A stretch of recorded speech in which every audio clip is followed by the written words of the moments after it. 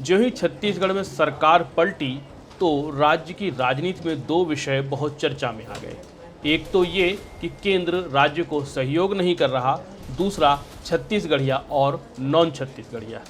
छत्तीसगढ़िया और नॉन छत्तीसगढ़िया वाले विषय पर फिर कभी बात करेंगे। फिलहाल हम बात करते हैं केंद्र और राज्य के संबंधों पर। नमस्कार, मैं हूं वरुण सखाजी और आप देखना शुरू कर चुके हैं खबर बेबाक और IBC 24। कांग्रेस की सरकार छत्तीसगढ़ में बनते ही केंद्र और राज्य के बीच में तालमेल में कमी देखी गई। कई मसलों पर मुख्यमंत्री केंद्र की नीतियों से असहमत नजर आए और कई मसलों पर केंद्र ने कुछ ऐसा रवैया अपनाया भी। इनमें सबसे बड़े मसले थे धान खरीदी का कोटा, प्रधानमंत्री आवास जैसे और अन्य। ये मसले जितनी ताकत से राज्य में उठाए जाते थे, उतनी ताकत से ये क्या संसद में भी उठाए गए? फिलहाल कांग्रेस के दो सांसद हैं, एक आते हैं बस्तर से और दूसरे कोरबा से। इन लोगों ने संसद में 2019 से लेकर अब तक अनेक सवाल पूछे हैं, लेकिन इनमें वे सवाल कितने हैं जो बघेल उठा रहे हैं, जो बघेल कह रहे हैं केंद्र और राज्य के बीच में तालमेल की कमी है। अगर तालमेल की कमी है तो उसको संसद में भी रिफ्लेक्ट होना चाहिए था। आज की पड़ताल इसी पर। सबसे पहले हम इन सांसदों के सवाल और उनकी सक्रियता पर बात करते हैं, जो कि हमें लोकसभा की वेबसाइट पर दर्ज दिखाई देता है। रेलवे एयर कनेक्टिविटी पर ज्यादा मुखर रहे बैज। बस्तर लोकसभा से चुने गए कांग्रेस के दीपक बैज ने 2019 से लेकर 2023 फरवरी तक कुल 244 सवाल पूछे। उन्होंने हर वर्ष की बजट की बहसों को मिलाकर के 33 डिबेट्स में अब तक हिस्सा लिया है। बैज ने 5 अनुपूरक सवाल और 10 स्पेशल मेंशन सवाल भी किए हैं।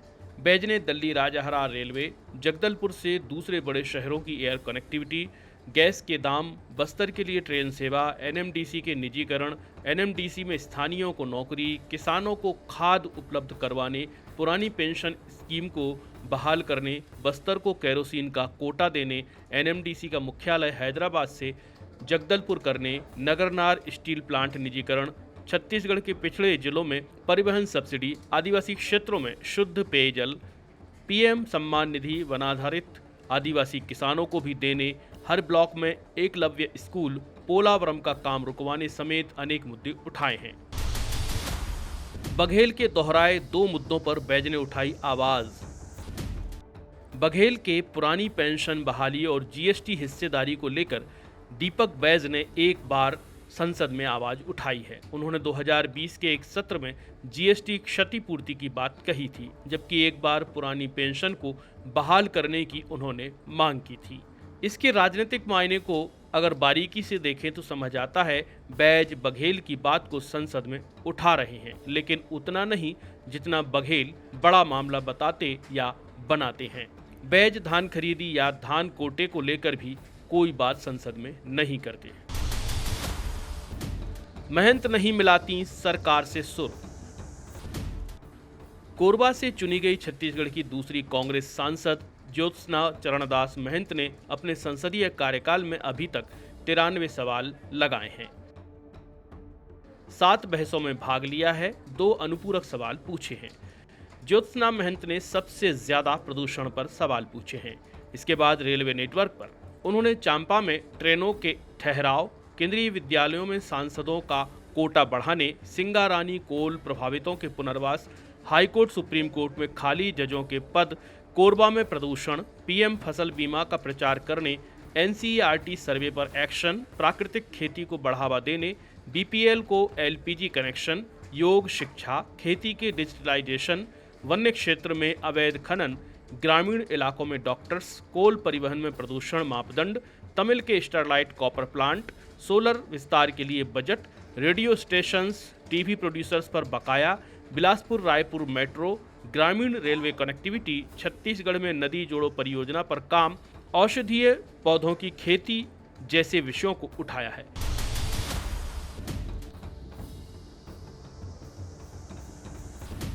ज्योत्सना महंत ने संसद में GST क्षतिपूर्ति, धान खरीदी, पुरानी पेंशन, प्रधानमंत्री आवास जैसे किसी भी विषय को छुआ नहीं। भ्रष्टाचार विरोधी जांच एजेंसियों पर भी मौन। राज्य में जारी विभिन्न आर्थिक अनियमितताओं की जांच पर किसी ने सवाल नहीं पूछे, न ही किसी ने इस पर अलग से बात की, जबकि अनेक बार यह बताया गया कि जांच एजेंसियां राजनीतिक रिवेंज के मकसद से काम कर रही हैं।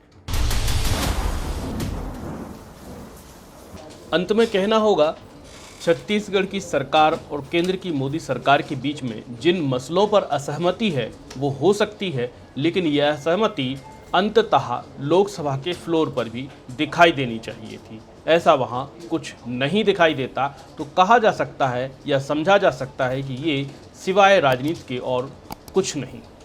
बहरहाल ये आप तय कीजिए कि इसके पीछे क्या मंतव्य है और क्या गंतव्य है। नमस्कार, ऐसे ही और वीडियो के लिए बने रहिए मेरे यानी वरुण सखा जी के साथ। कुछ नहीं छिपेगा, सब दिखेगा साफ साफ। न्यूज़ अड्डा सिर्फ IBC 24 @ YouTube पर।